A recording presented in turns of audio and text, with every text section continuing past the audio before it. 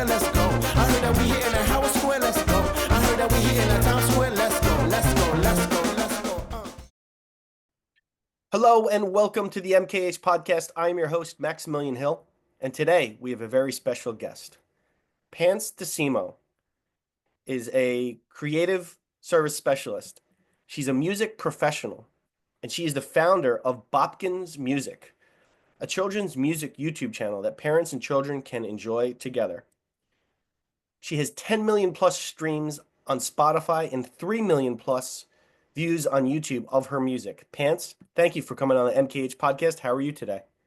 Thanks, Max. I'm pretty good. How are you doing?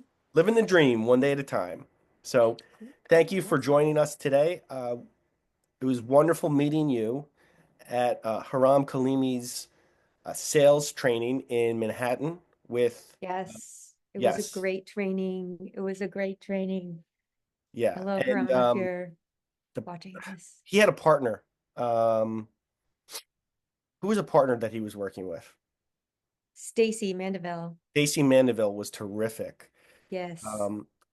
Two people with great, very impressive backgrounds. Haram in tech, now he's running VinCore, which is growing, has an international presence. And I was so impressed with Stacy. Her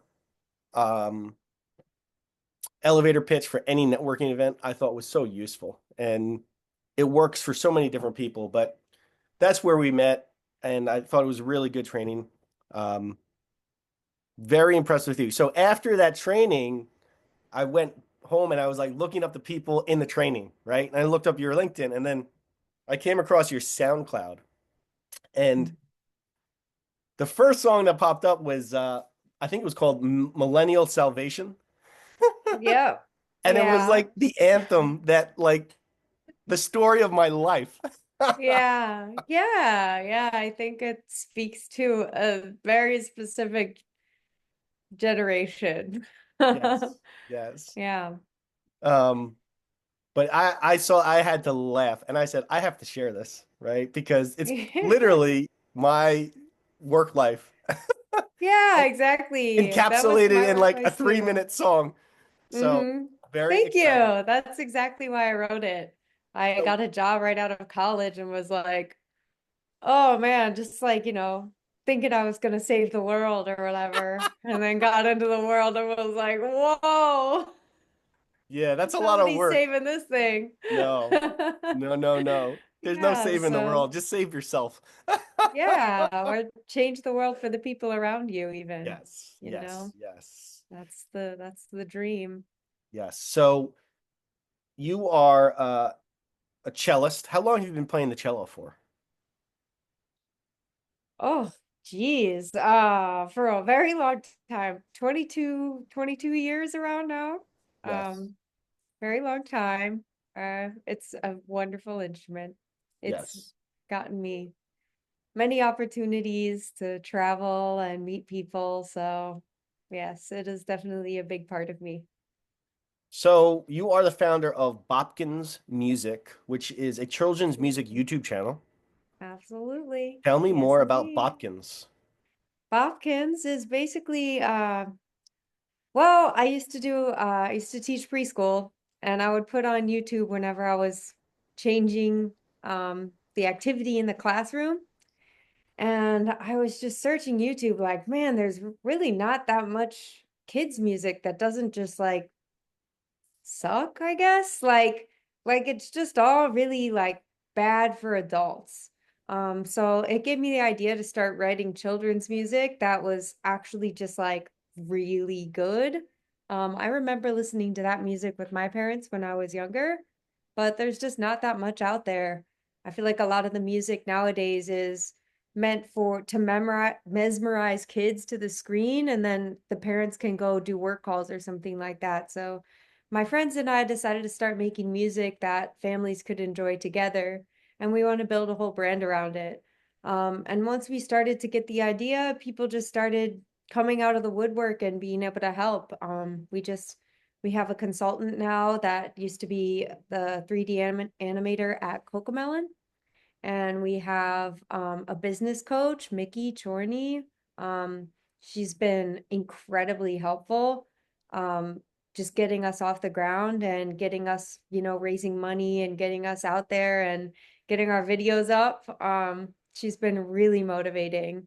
But as soon as you put it out into the universe, like, yeah, I'm going to do this thing, all of a sudden, all the opportunities, all of the resources, they're within reach. You just have to realize what you want to do and, start doing it. And as long as it keeps being fun and it'll keep growing organically and people will see it, they'll respond. And it's been a really fun journey so far, but it's been 6 months. So we have 2 animated music videos out in 6 months. We just got an Instagram page, building slowly but surely. And I'll introduce you to, hold on, this is big. I got home from a friend's house last night and she helped me make some new characters for it. So we're writing a song for these guys now. Mm-hmm. We're gonna make a video for them. Very cool. And it's just kind of something fun that my creative teams that I work with can do on our off hours. Like these are our side projects to build something of our own. That we can, we spend a lot of time building different creative marketing strategies, films, animations for corporations and companies. But this is like something more creative and expressive that we can all do together that kind of keeps the team together, keeps us having fun and doing Yeah. cool stuff. So it's been And really nice, big part of my life. you're in the right place to do it, I think, New York City. Oh And yeah. you have to have fun because if you're not having fun, eventually when What's the point? things get hard, yeah. Um, Yeah, exactly. I mean, Exactly. I love the music scene in here in New York City. The theme song for the MKH podcast. I was actually at Grand Central Station, and they have this program called Music Under New York, which I think you have to audition Mm-hmm. for. And if Yes, you you pass the do. audition, you can perform in the subways. And Mm-hmm. it was a band called the Underground Horns, and they just played. They were awesome. They were killing it. They had like Yeah. 100 people listening to them Yeah. in Grand Central Station, which Oh really was yeah. kind of it was pretty awesome. And then I just got the guy's contact information. It was like, hey man, I would like to use your song for my podcast. Would that be all right? He's like, yeah. And yeah, you're definitely in the right place to do it for sure. So many creatives here. It's I just like know. it feels great. Feels great to be here. It's like a cauldron of creativity. That's what New York City pretty much is. Oh yeah. Yeah, So you find them everywhere. you mentioned you've gotten a lot of travel opportunities from through playing the cello. Tell me about some Right. of your favorite places you've traveled to. Well, I got to do like a 15 stop tour all throughout Italy. I think that was my favorite one. An orchestra just was touring Italy. And it was the only time I got to go to Italy. Like this was my only experience with Italy. So I was like, sure, if you're gonna take me to Italy, I'll go. We got to see all of these tiny villages and we brought like a giant orchestra into these small villages to play for all the people that lived there. And we played like, Italian folk songs and favorite opera pieces and like it was just so cool. Like we just played all of this obscure opera music and like they were all singing along. Like it was so awesome. Like just to experience that and to experience a whole culture that just really embraced classical music in a way that I don't think the US will ever do. Um, so I thought that was really amazing. I also got to do a tour of Spring Awakening. So, I think touring is really awesome for a lot of people. I have decided it is not for me. But it's been really nice to be able to, I think the cello is great to be able to get into the room with certain people. It was the first thing I was able to do at a professional level. So it was able to provide me with other opportunities in songwriting and producing, and then eventually writing musicals. So I really owe a lot to the cello and for first of all getting me through the teenage years, that was my stability, I think, and then secondly for opening those doors and pathways to yeah, more success and more networking. So it's been really wonderful. That's awesome. I myself played the saxophone for many years, from Yeah, I think fourth grade all the way to senior year of high school. And yeah, then that's a good I one. decided to study business, and that was pretty much all all I had time for in college. But I recently picked it up again, and a lot of the skills have atrophied for sure. But I think the foundation is there, so it might be a nice little hobby for myself.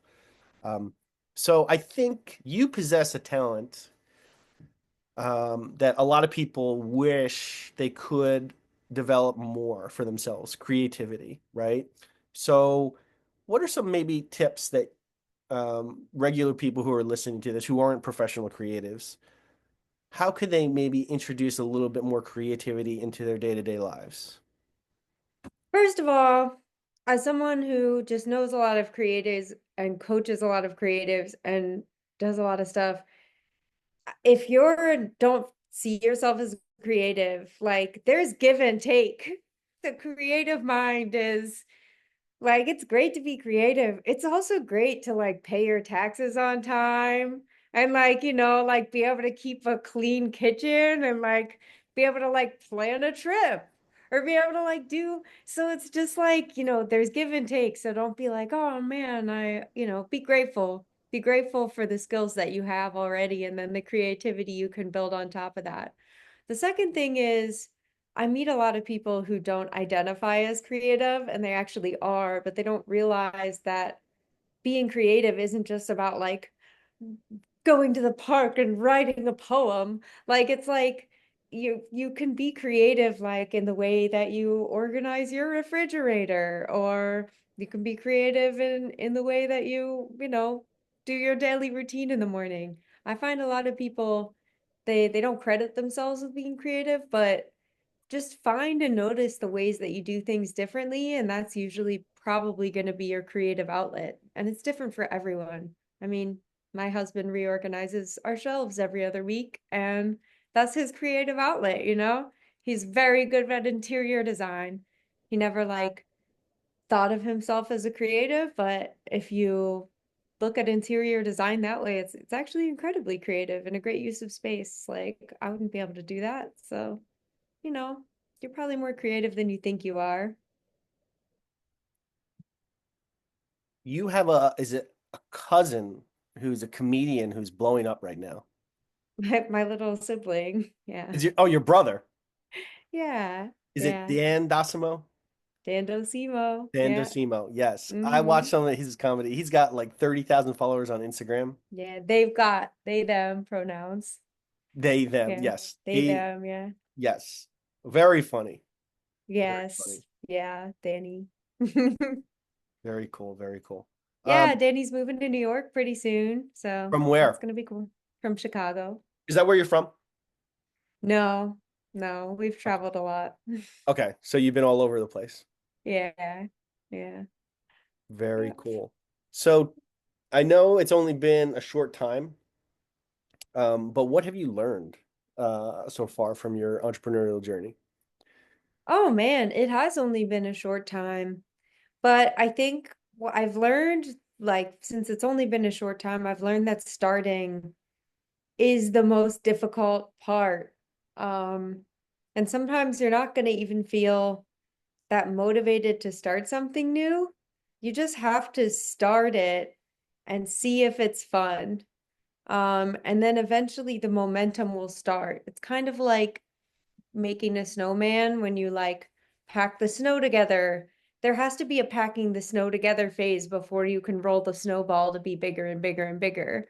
So there's gonna be 1 to 2 months of packing snow together before you can start pushing the foundation for a giant snowball.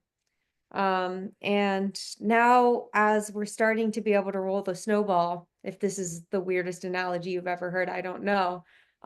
It's starting to all make sense and come together and be way more exciting. Yeah. than it was at the beginning. At the beginning, it was just kind of like this idea, but now that we can see some of our ideas out in the world and how they're being perceived, it's like, oh, okay, like it's starting to get out of my hands a little in a good way. It's like, oh, wow. Okay, world, you have it, you know? So that's been really wonderful. The more that you can get out of your hands and the more that you can let go of the ideas in your head and put them out into the world, the more ideas you'll have about it. So you have to let your ideas and execute your ideas in order to get new ideas and make it better. I Yeah. think like, you know, first make it, then make it good. I think And so we're in the making it stage. someone who I look up to, he advises to write 10 ideas a day. And he said the reason is it's a muscle. Creativity, idea generation is a muscle. Oh, And for sure. it atrophies if you don't use it. And he said, most ideas are going to be bad, but that's okay. He said if you generate 10 ideas a day for a year, one or two of them will be good ideas, right? And Really good. Yeah. if you can execute on them, right, then you'll be good, And the other thing he said was Exactly. most people, they have an idea and they guard it because they're scared that people are going to steal it and make Yeah. $1 million. And it Nobody's almost got the never time. happens. Almost Yeah, nobody's never got the happens. time. Like, Never happens like that. He says, share ideas, right? And right. he said, Yeah. if you're out of work, right? There were a lot of people that are out of work in 2020, a lot of people that are out of work, this year after Oh, yeah. Elon Musk's reign of terror. Well, Uh, more is gonna happen too. yeah. It's gonna go. But One of the things that's he says, and he said from his own experience, was come up with ideas for other people and for their businesses, right? oh, Because definitely. sometimes when you're in it, sometimes you don't see everything, right? Because you're up to your neck in it, right? So Yeah. if you have an outside perspective, you can help ideas for other people. And I can tell you, sharing ideas for other people has gotten me great opportunities in the past. So, um, very cool, very cool. Are It's there any easy. It's easier to see somebody else's problem than your own. Yes, yes. Um, any podcasts or books that you would recommend to anyone who is maybe trying to be more creative or trying to take steps towards running their own venture? Um, yeah, I would say if you are trying to be more creative or understand the creative mind, I have two friends that put out a podcast called Practically Happy. Um, and it is all about the creative process and creative minds in general. I was also a guest on that podcast. It is, and I started listening to it. And actually, by listening to it, I became friends with the podcast host because I was like, this is pretty amazing. I was resistant to it at first because I'm like, oh, this isn't for me. Like, why I don't need it. I already am creative. But then as you listen to it, you get so many ideas and you understand yourself on a better level. Um, and then so I would recommend that if you're specifically looking for like creativity stuff.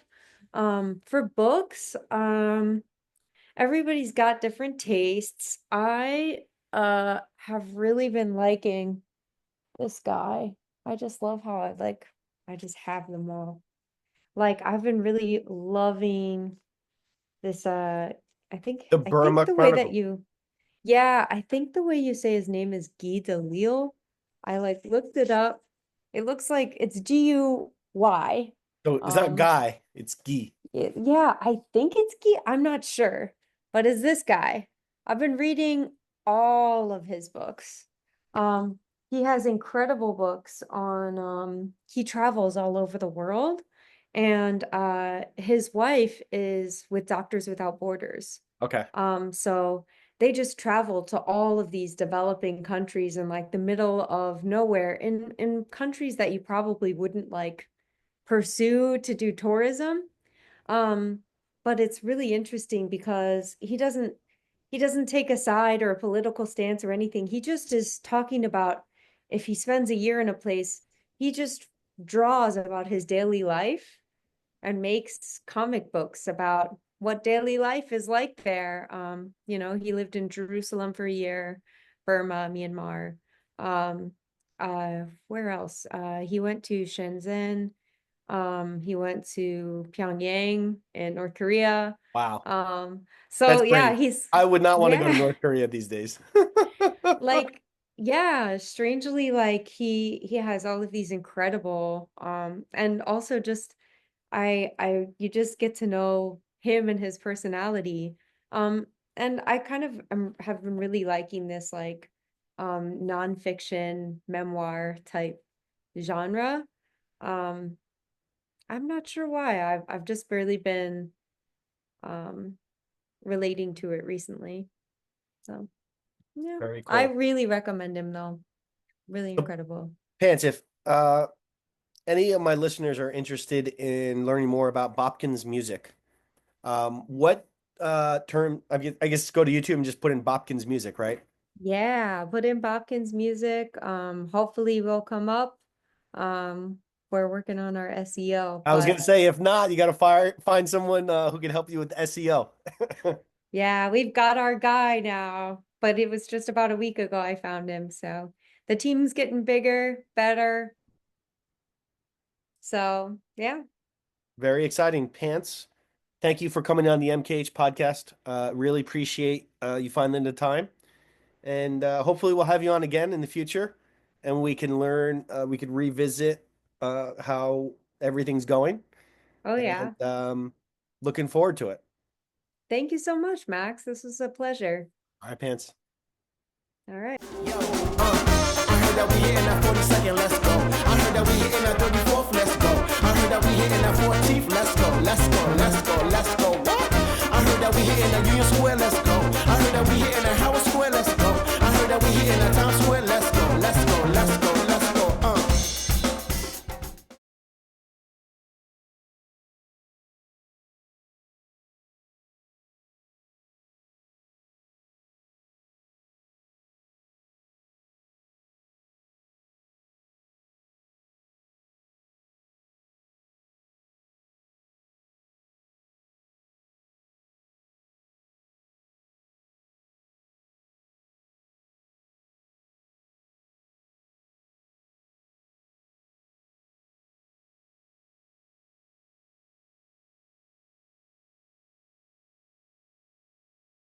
I heard that we hitting that 42nd, let's go. I heard that we hitting that 34th, let's go. I heard that we hitting that 14th, let's go. Let's go, let's go, let's go. What? I heard that we hitting that Union Square, let's go. I heard that we hitting that Howard